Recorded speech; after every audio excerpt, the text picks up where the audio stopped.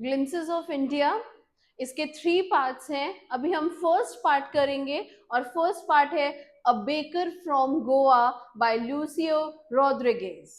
Right, so पहले हम इसके बारे में पढ़ते हैं कि इसका टाइटल और इसका मैसेज क्या है। Right, so title A Baker from Goa is an appropriate title for this memoir because it deals only with the bakers of Goa. So अगर हम देखें so ये जो चैप्टर है ये सिर्फ बेकर्स ऑफ गोवा से रिलेटेड है, ठीक है। सो इसीलिए ये जो टाइटल है ये एप्ट है।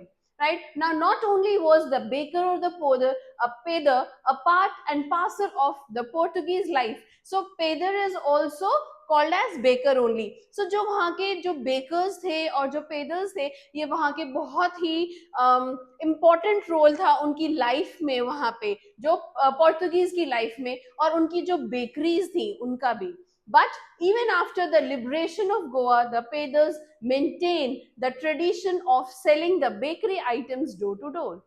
तो जब पोर्तुगीज गोवा से चले गए, वहां से उनका लिबरेशन हो गया, उसके बाद भी गोवा में जो वो कल्चर था बेकरीज का, पेडर्स का, वो वहां पे फिर भी कंटिन्यू रहा। राइट, और वहां पे वो डोर टू डोर जाके इसको सेल करना, बेकरी आइटम्स को, बन्स को, ये वहां का ट्रेडिशन था।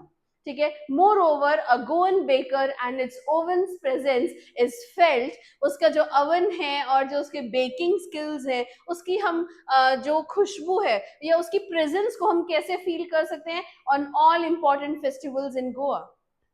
Right, thus we can say that a baker from Goa is an apt title for this piece. So इसलिए हम कह सकते हैं कि ये जो टाइटल है ये बिल्कुल appropriate है।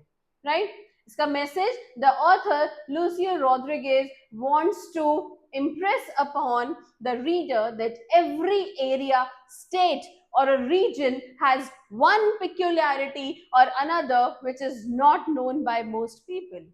बेसिकली जो ऑथर है इस चैप्टर के, वो ये बताना चाहते हैं कि हर एक जगह, चाहे वो छोटी है या बड़ी है, वहां पे कुछ ना कुछ ऐसी एक पेक्यूलियर, एक ऐसी अलग सी चीज होती है, एक अलग ट्रेडिशन होता है या अलग कल्चर होता है वहां का, जो ज्यादा लोगों को नहीं पता है।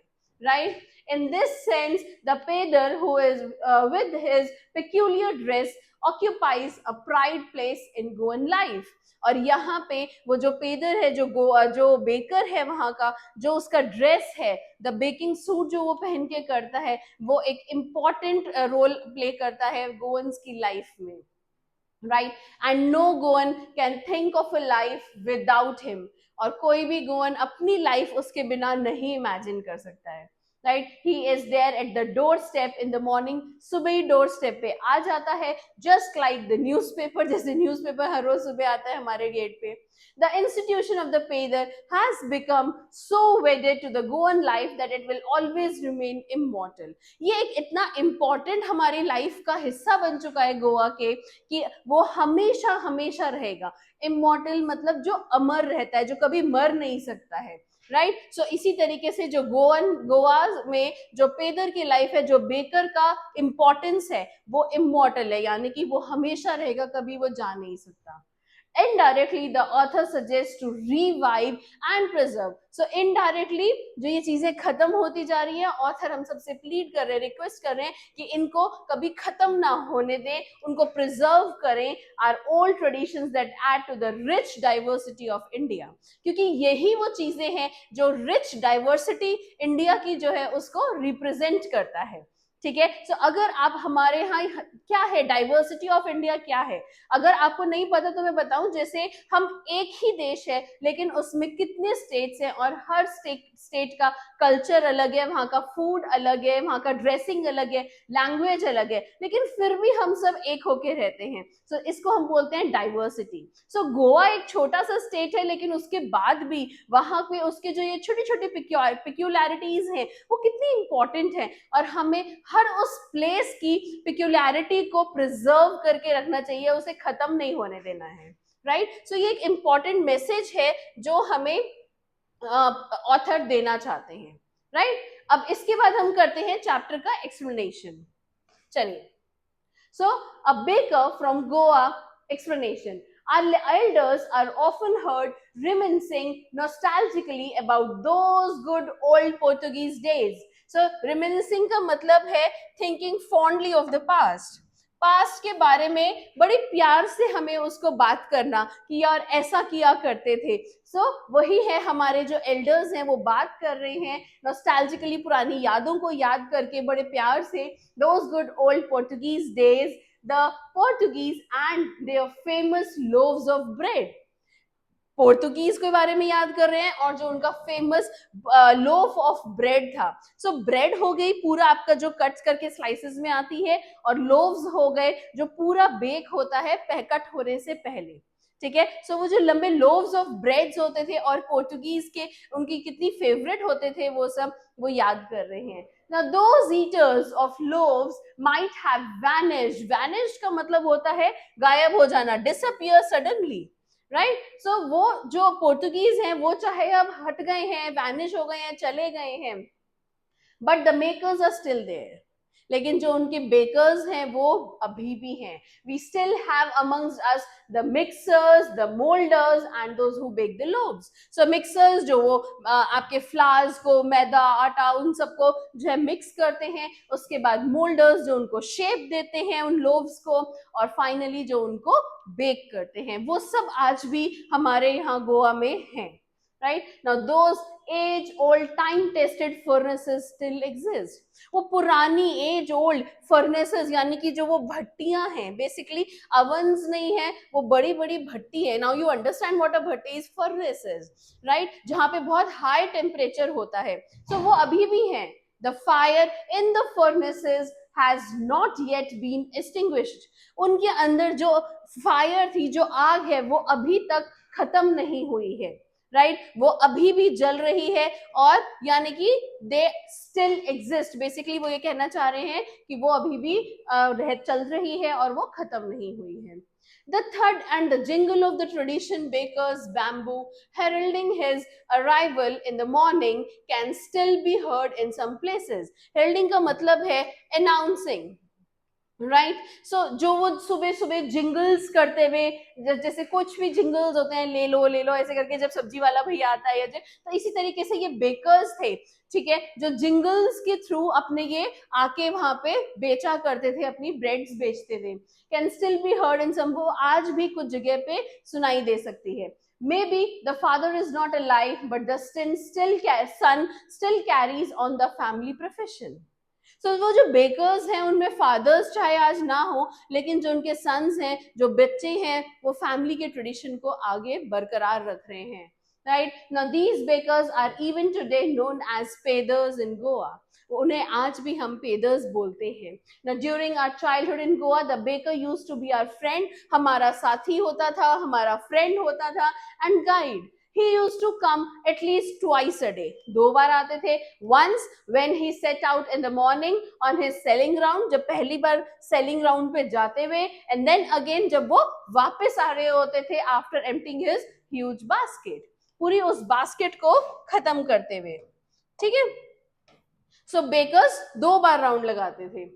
The jingling thud of his bamboo woke us up from sleep. सुबह सुबह वो जो जिंगलिंग उनकी साउंड होती थी, बैम्बो को बजाना, ठीक है, वो सबसे ही हमारी नींद खुलती थी। इतनी सुबह सुबह ये आ जाते थे अपने बन्स को, अपने ब्रेड्स को सेल आउट करने के लिए। And we ran to meet and greet him, और हम सब बच्चे उनसे मिलने के लिए बाहर फटाफट जाते थे।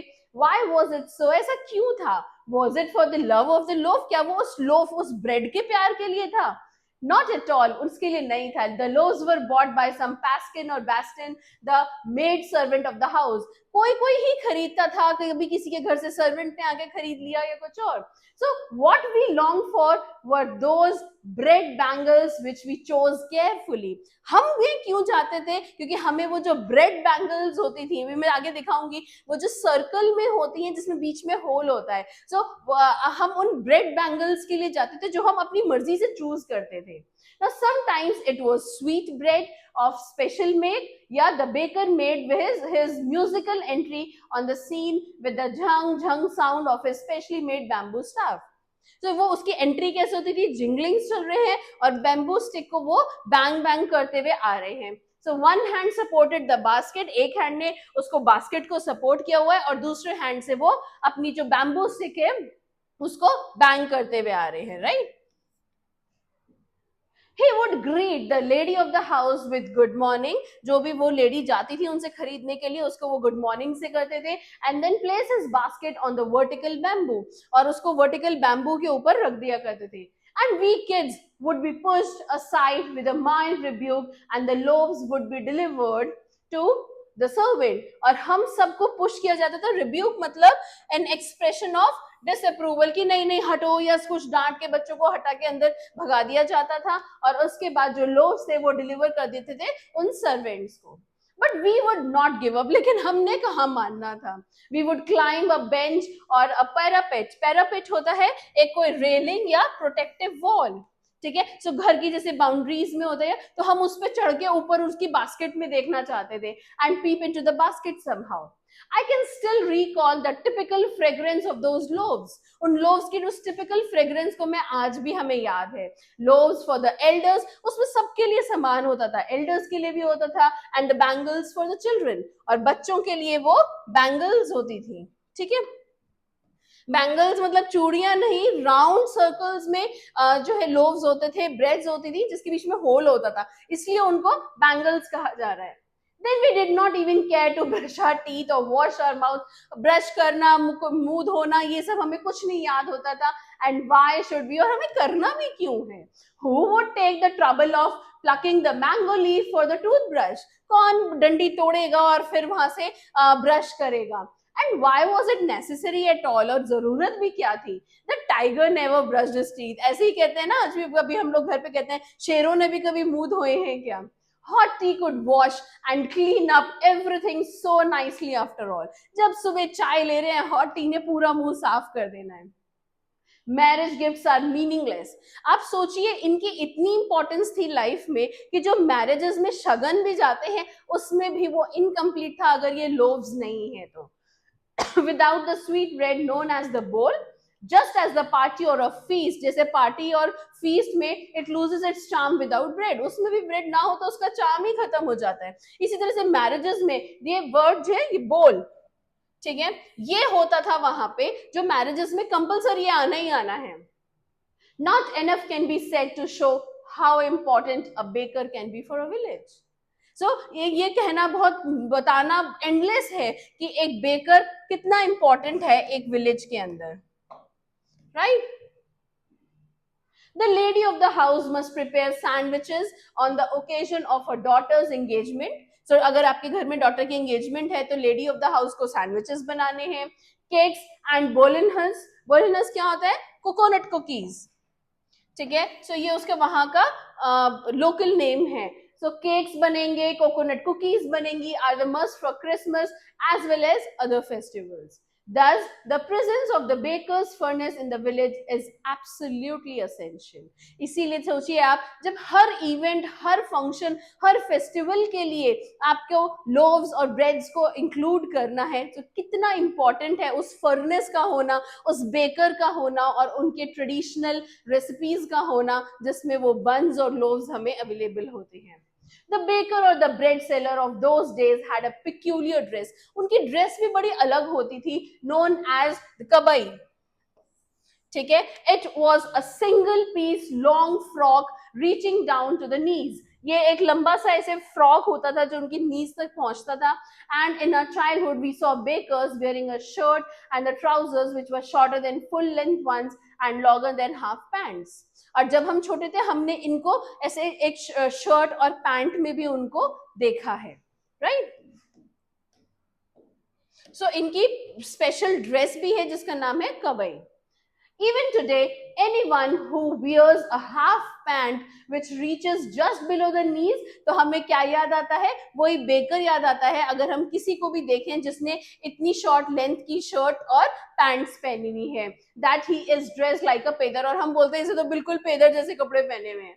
The baker usually collected his bills at the end of the month. वो एक महीने के एंड में ही अपने पैसे बनाता था, बिल्स कलेक्ट करता था. Monthly accounts used to be recorded. जैसे हम आज भी मिल्कमैन का, न्यूज़पेपर का मंथली बिल्स बनाते हैं, उनको पेमेंट करते हैं. सो इवन ब्रेड्स का भी यही हाल था. बेकर्स भी अपने मंथली बिल्स अकाउंट्स बनाते थे, recorded, someone wall in pencil. Baking was indeed a profitable profession in all those days. उस टाइम पे ये profitable profession होता था. The baker and his family never starved. कभी वो भूखे नहीं रहे उनकी family. He, his family and his servants always looked happy and prosperous. वो हमेशा खुश और फले फूले prosperous ही दिखते थे. Right? Their plump physique was in plump physique यानी कि मोटे ताजे. So plump physique हुआ pleasantly fat body. ठीक है. So वो उनकी plump physique होती थी. Open testimony was an open testimony to this. मतलब दिखता था. Testimony मतलब एक character या quality. So उनको देख के लगता था कि यार ये बेकर होगा. So this was just like a proof that ये बेकर है. ठीक है. Even today any person with jackfruit like physical, jackfruit मोटू होता है ना, कटहल बेसिकली. सो अगर उसकी तरह से बॉडी फिजिक है किसी का भी, is easily compare to a baker. उसको हम इजीली कंपेयर कर सकते हैं बेकर से. Their plump physique was an open testimony to this. Even today, any person with a jackfruit-like physical appearance is easily compared to a baker. Right.